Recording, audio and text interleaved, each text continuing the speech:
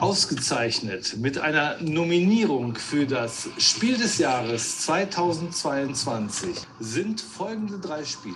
Top 10. Yes! Yes! Yes, yes, yes, yes, yes. Bonjour à tous et à toutes. Nous sommes ravis. Top 10 est nommé au Spiel des Jahres. C'est pour ça que cette Inside News numéro 4 sera totalement exclusive pour ce prix. Yes! Le Spiel des Jahres, le jeu de l'année allemand, est un prix international extrêmement prestigieux, remis par un jury d'experts en Allemagne pour les jeux de société. Il y a 3 catégories, le Kinderspiel, le prix pour les jeux enfants, le Kennerspiel, le prix pour les jeux experts, le Spiel, les prix pour les jeux familiaux, tout public, dans lequel est nommé Top 10 à côté de 2 autres jeux, Scout et Cascadia. 2 excellents jeux d'ailleurs. Pour l'occasion, on a fait venir quelqu'un d'exceptionnel, enfin pas tant que ça quand même. Hein. On va mesurer nos propos, mais tout de même. Ouais, bof. Hein. Nous avons fait venir quelqu'un d'exceptionnel pour l'occasion, la licorne de Top 10. Et ouais, vous n'allez pas être déçus. Sésame, ouvre-toi, licorne apparaît. Yeah! Mais on a surtout fait venir pour sa première interview l'auteur de Top 10, Aurélien Picolet. Bonjour Aurélien. Salut Sarah. Bonjour Aurélien. Bonjour Mathieu. Tu vas bien? Oui, très bien. très bien. Content d'être là.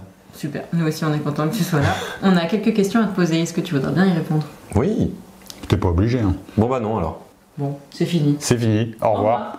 Aurélien, est-ce que tu peux te présenter? Parce que c'est bien de savoir ton nom, ton prénom, mais on aimerait bien en savoir un peu plus sur toi. Ouais, bien sûr. Donc je m'appelle Aurélien, j'ai grandi à l'île de la Réunion, puis je suis allé faire en métropole, à Angoulême, un master de jeux vidéo dans une école qui s'appelle l'Engmin. Et puis peu de temps après, je me suis installé à Nantes avec ma compagne et on a 2 enfants maintenant. Donc tu as fondé une famille et aussi apparemment fondé une entreprise. Est-ce que tu peux nous en parler un peu plus? C'est une entreprise qui s'appelle NutNut et en fait on fait des jeux vidéo sur mobile, donc sur Android et sur iPhone. Et on fait des jeux narratifs, donc des visual novels. Et le principe c'est en gros qu'on lit une histoire et qu'on a des choix à faire en tant que joueur par moment qui vont influencer le cours de l'histoire. Et comment est-ce que tu es rentré dans le milieu du jeu alors? C'est à l'Engmin, donc c'est l'école où j'ai fait mon master de jeux vidéo. On a eu un peu quelques interventions de jeux de société, notamment d'une personne qui s'appelle Antoine Boza. Bien connu de nos services. Puis j'y ai joué avec des amis que j'ai rencontrés là-bas, et puis ça m'intéressait, je trouvais ça sympa. Comment t'es venue l'idée de Top 10? Top 10 qui s'appelait au départ Gros comme ça, mais qui maintenant s'appelle Top 10, ce qui est bien mieux. Merci Mathieu. Eh bien, Top 10, je sais plus trop exactement comment m'est venue l'idée. J'y ai réfléchi un peu et je crois que c'est en trichant à un autre jeu qui s'appelle The Game. Et en fait, avec des amis, pour essayer de savoir où on en était de nos piles de numéros, savoir s'il fallait qu'on pose notre carte ou pas, eh bien, on se donnait des indices sous forme détournée. Et ce qui a donné l'idée de thème pour indiquer une intensité. Je suis un grand spécialiste de la triche, ça me parle tout à fait, t'as bien fait. Ah bon, jouons ensemble. Ouais. Alors, pour cette Inside News spéciale Top 10, est-ce que tu peux nous raconter son histoire de A à Z? Oui, bien sûr. Bon, alors, de A. Donc, je suis né le 20 mai 1999. Donc Top 10, oui, donc j'ai eu l'idée un peu comme ça, et je me suis dit, bon bah ça m'a l'air chouette, qu'est-ce qu'on fait quand on a une idée de jeu de société? Donc je suis allé sur internet chercher, et j'ai vu que c'était bien de faire un prototype, et surtout en fait d'aller le faire jouer, de le faire tester, et de l'améliorer.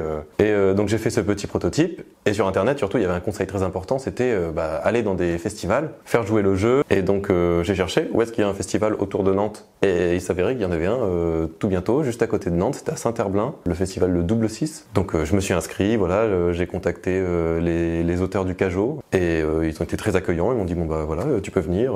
Je suis venu avec mes petits bocaux en verre avec des feuilles de papier brouillon dedans et j'ai commencé à faire jouer le jeu aux auteurs qui étaient présents là alors que le salon n'avait pas encore ouvert. Et ça avait l'air de plaire, et notamment quelqu'un qui était dans la salle qui s'appelle Nathalie Saunier, qui a remarqué que ça pouvait être un bon jeu et qui est venu me voir et qui m'a dit est-ce que ça t'intéresse si je fais venir un éditeur pour qu'il joue à ton jeu? J'ai dit oui.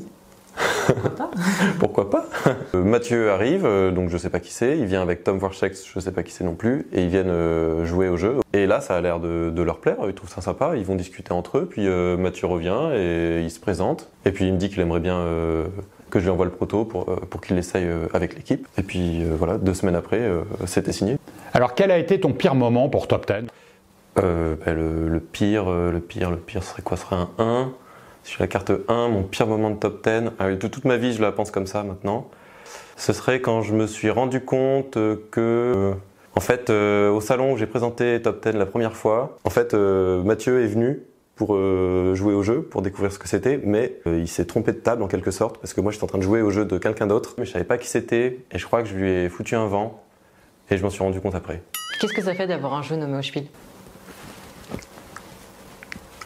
Sais-tu dire merci, je suis très flatté en allemand? Non. Mais je peux dire autre chose. Ich mag Kartoffelsalat. Dankeschön für Top 10. Comment est-ce que tu as vécu ce live sur la nomination au Spiel? Avec des hauts et des bas. Pourquoi des bas, me demandez-vous? Oui, vous me demandez. Oui. Eh bien parce que on était en live, et il y a eu la première partie du live avec des jeux présentés pour chaque catégorie. Et ne parlant pas allemand, on ne savait pas ensuite ce qui se disait, et si c'était fini, ou s'il allait y avoir autre chose après.